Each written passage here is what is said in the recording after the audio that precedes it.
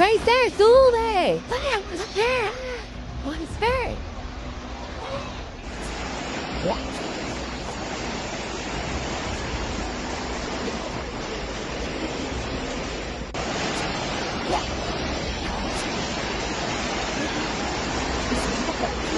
It began as a swirl of clouds deep over the Caribbean, a low-pressure pulse breathing to life over warm Atlantic waters.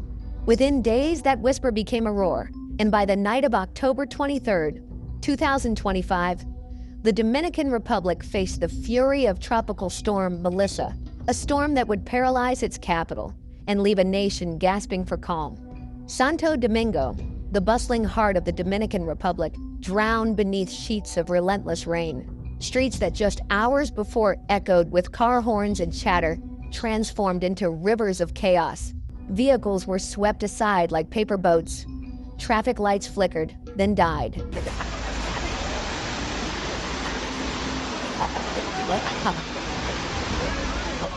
In mere minutes, the capital's drainage system collapsed, overwhelmed by the torrent. From Independencia Avenue to Dr. Defilló Street, cars lay half-submerged. Residents clung to balconies as floodwaters rose to their doorsteps. Bobo, ¿a quién es de la calle de Guajimea Meraza y Bobo? Bobo, Bobo, Bobo Porcina. Mere. Cheque. Mere ese bobo aquí.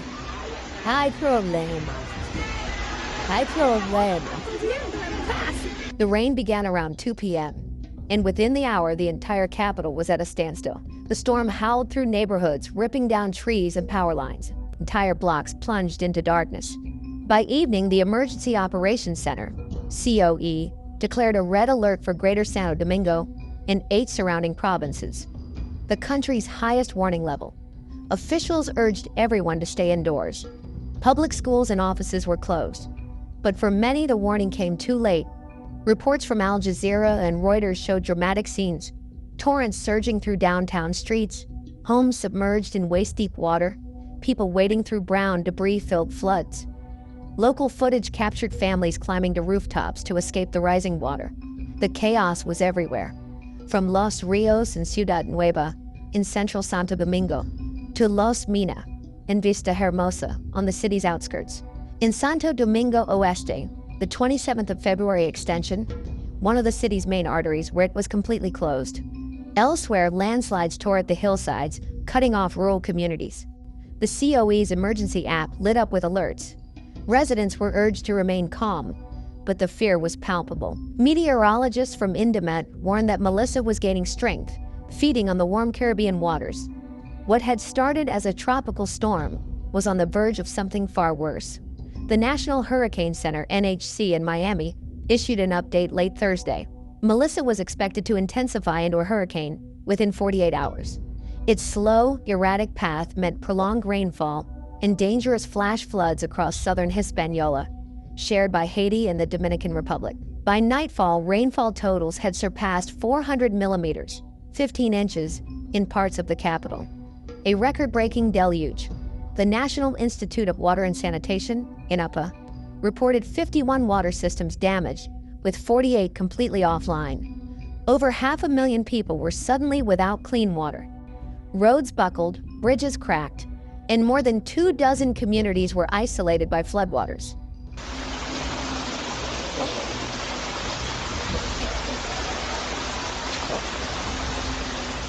The storm had already damaged nearly 200 homes, uprooted trees, and shattered communication lines. For some, it was a fight for survival. In the El Abanico de Herrera neighborhood, rescuers used ropes to pull residents through torrents of water. In Paravaya and San Cristobal, flash floods swallowed entire streets. The government scrambled to open shelters as power outages spread through the night. By the early hours of October 24th, the storm's true nature revealed itself. Melissa had strengthened into a hurricane, with winds topping 120 kilometers per hour, 75 miles per hour. The NHC now classified it as Hurricane Melissa, churning just 380 kilometers southwest of Port-au-Prince, Haiti, and closing in on Jamaica. But even before it left Hispaniola behind, the death toll began to rise. 3 people were killed in Haiti including 2 buried in a landslide near Port-au-Prince and another struck by a falling tree in Marigot.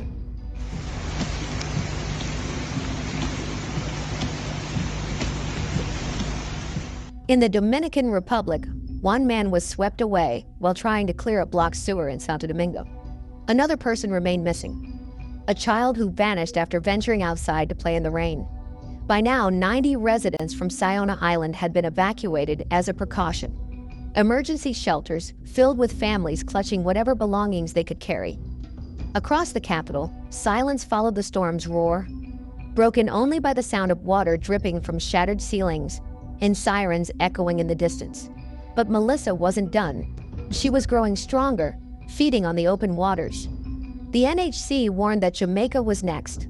The storm center would pass dangerously close over the island by Sunday or early Monday, with forecasts of 20 to 30 inches of rain and life-threatening storm surges up to 11 feet along the southern coast.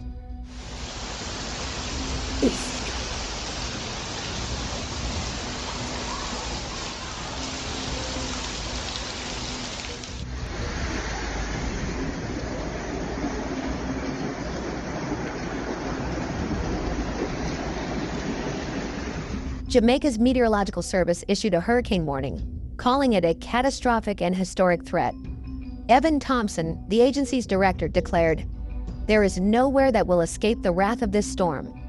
Officials feared it could become the most powerful hurricane in Jamaica's history. By Saturday night, airports were closed, ferries suspended, and the National Emergency Operations Center fully activated. Evacuations began across low-lying parishes. Gas stations in Kingston wrapped pumps in plastic. Fishing boats were pulled ashore and chained to docks. Forecasters said Melissa could reach Category 4 strength within 24 hours, with the potential to become a Category 5 monster. Winds of over 150 miles per hour loomed on the horizon. The slow-moving storm, crawling westward at just 5 kilometers per hour, was a nightmare scenario. Its pause meant destruction would linger. In Cuba's Guantanamo province, 145,000 people were ordered to evacuate. Schools closed through the end of the week. Even the U.S. Naval Station at Guantanamo Bay began evacuating non-essential personnel. Across the region, nations braced for the storm's next strike. Meteorologist Jamie Rome, deputy director of the NHC, called it a very concerning situation. He warned that the storm's slow movement would wring out the atmosphere, dumping extraordinary amounts of rain.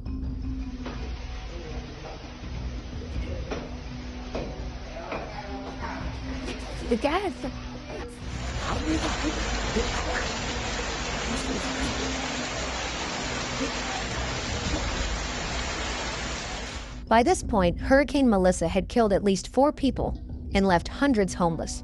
The Dominican Republic, still reeling from the floods, faced a grim reality.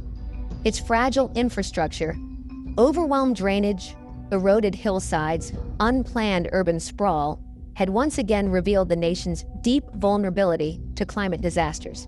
Experts pointed to a troubling pattern. In just the past few years, Hurricanes Fiona, 2022, and Franklin, 2023, had battered the island. Now Melissa joined their ranks, proving how climate change is amplifying storm intensity across the Caribbean. Warmer ocean temperatures feed these systems, turning tropical depressions into lethal hurricanes in days. The World Bank estimates that natural disasters can shave 1% off the Dominican Republic's GDP each year, hitting the poorest hardest, those who live in flood-prone neighborhoods and lack the means to rebuild.